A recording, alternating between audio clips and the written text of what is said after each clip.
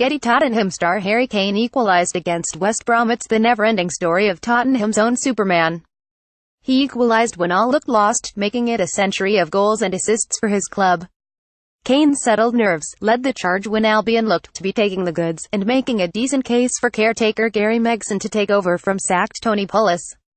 He almost added a second late in the game, a header whistling over and adding to his reputation of shredding Albion. He has now scored 6 goals in his 5 Premier League meetings with West Bromwich Albion, including a hat-trick in this fixture last season. Albion sacked Pulis because they thought his football was boring. Saturday, November 25, 2017. Nothing has changed. They still defend deep, rely on breaks and the quality of Jake Livermore to open doors. Spurs had all the play, they did all the fancy stuff, West Brom just dug in. There were good things about Tottenham, like Kane's never-say-die ability and eye for goal. Heung-min Son is an engine room, Harry Winks confirming he is a talent, and Christian Eriksen's class.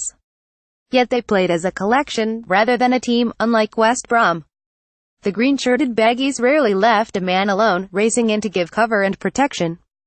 Spurs, for all their quality, found it hard to gain space, open doors, and often hit passes so wayward you scratch your head and wonder why they have done so well. Tottenham were a machine, relentlessly going forward, but West Brom, brought up on Pulis' mantra of reducing star names to dust, tackled, defended and rarely allowed Spurs space. Pulis lost his job because of poor results and failing to entertain. Albion certainly didn't entertain, apart from the occasional sorties. It was fascinating to see which West Brom would turn up post-Pulis and whether the sles may start to come off after months of drudgery stretching back to the end of last season. Sadly, nothing changed, although many believe the sacking of the Welshman was folly. This was a team on the precipice with no confidence, focus or direction, so the owners taking action when they did makes total sense. Pulis is, like Sam Allardyce, a firefighter, a manager never relegated. West Brom are never going to be overflowing with talent on the pitch, but there is enough there currently for the new man, Alan Pardew heads the market, to work with. Spurs were shabby at times, almost as if it was mission accomplished for them in the Champions League after confirming top spot ahead of Real Madrid. On their day they are the second best team currently in the country when firing on all cylinders, but Mauricio Pochettino is still trying to discover how to dig out results on a regular basis when they need to dig out results. Spurs went into the game having lost just one of their last 15 Premier League meetings with West Brom.